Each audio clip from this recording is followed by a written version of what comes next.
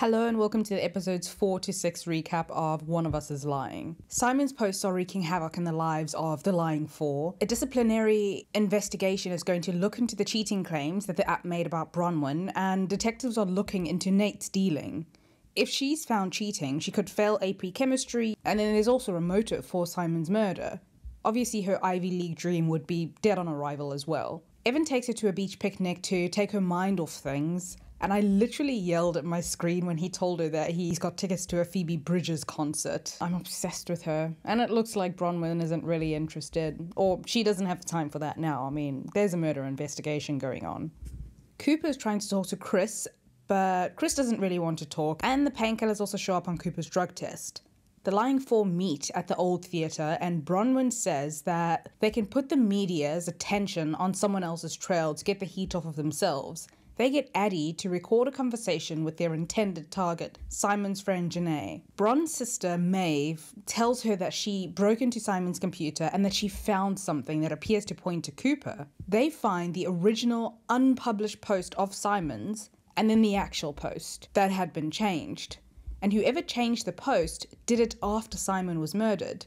The original Cooper story was outing him, so someone went out of their way to ensure that Cooper wasn't outed. Bronwyn and Nate talk on the phone. He's trying to help her feel better because she's stressed. They decide to watch a movie together, but they're in their own rooms. I mean, okay, it's nice. We see a memory of Janae buying drugs from Nate at a party. Addie goes for pancakes after school with Janae and records her. It goes badly and Janae ends up running off. The plan is a bust. Bronwyn's looking into Cooper's past, trying to see if they can trust him.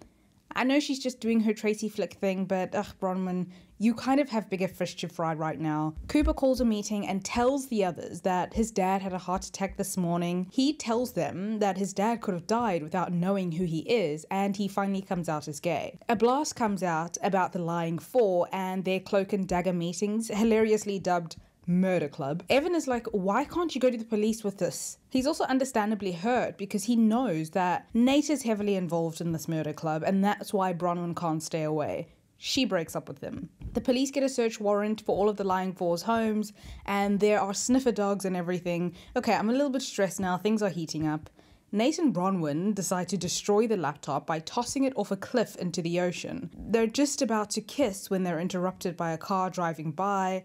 Their flirting is a little cringy. This trope of the bad boy and the valedictorian has been around since God was a boy, and I never tire of it. I don't mind it being predictable, but I'm not really into it here. By the way, Simon was so weird and unlikable. Like, who made him the arbiter of goodness and truth? I would have preferred if he were just a messy agent of chaos, but the creepy, obsessive moralizing of his classmates' behavior was very weird to me. At the end of the episode, Maeve is seen sending something to the police, and Nate's mom comes back. This is so random. I was like, who is this lady?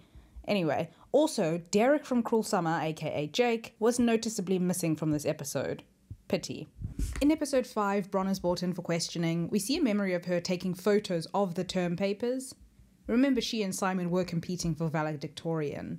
Then the detective shows her a video of her shoving Simon. Uh-oh, Bron. I told you, she's very secretive. Addie cuts off all of her hair, and she makes a pretty big entrance to that pretty good Olivia Rodrigo song. She's let go of her popular girl look. She's wearing an oversized hoodie and ripped jeans, but it's still kind of glamour grunge. I don't know, I think it actually suits her. Also, hello Jake. Nate and his mother meet for pancakes.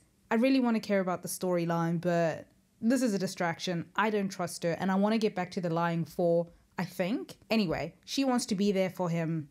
Fine. Bron tells them, the group, that the police have a copy of Simon's hard drive. Cooper's dad tells him not to let his gayness ruin his future, that he's had a feeling about Cooper for a while.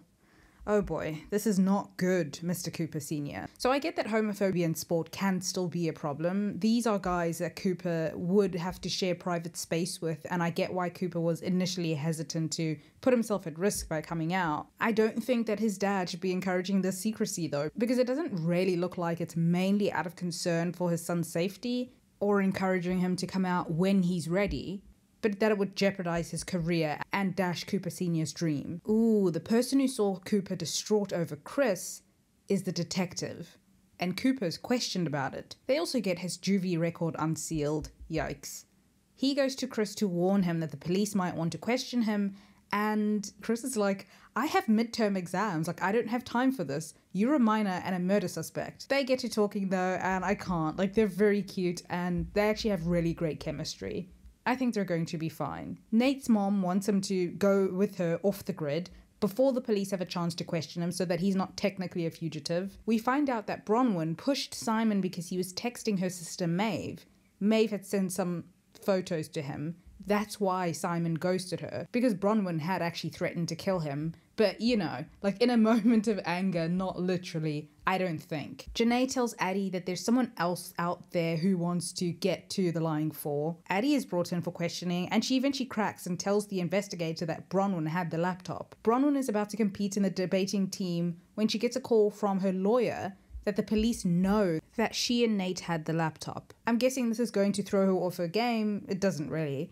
Maeve does stand on her chair though, and she takes the heat off Bronwyn. It's a good scene. Nate is brought in for questioning, but he protects Bronwyn and tells the detective he knows nothing about the laptop or her having it. At the end of the episode, she's trying to call him, but it looks as though he's already gone, having taken his mom up on the offer to leave and go off the grid.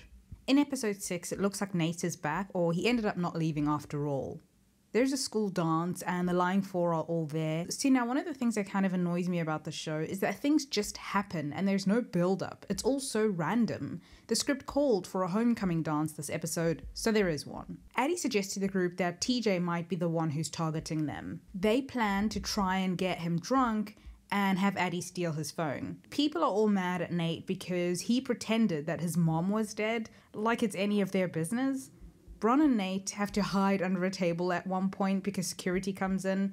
A kiss almost happens, but Bronwyn swerves. Addie and TJ have a dance, and I actually really like her new look. Jake cuts in and they dance as well. Also, I'm suspicious of Cooper's cover girlfriend Keely. She seems more intent on keeping Cooper's secret than he is. As he's dancing with her, he thinks about dancing with Chris, and he tells Keely that he doesn't want to do this anymore. Addie meets up with TJ on the roof.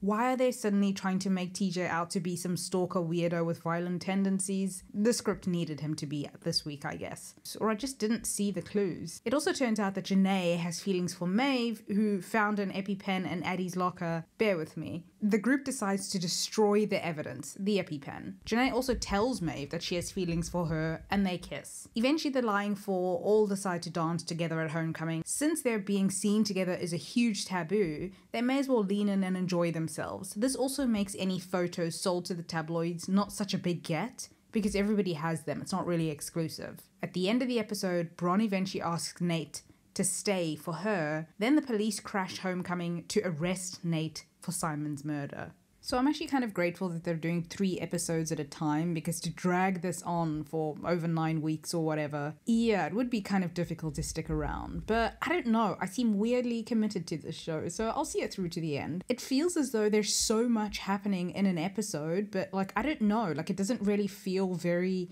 consequential a lot of the time, and I don't feel the drama or the tension. But sure, we'll tune in next week and see what happens. Anyway, that's it for this video. Thank you for watching.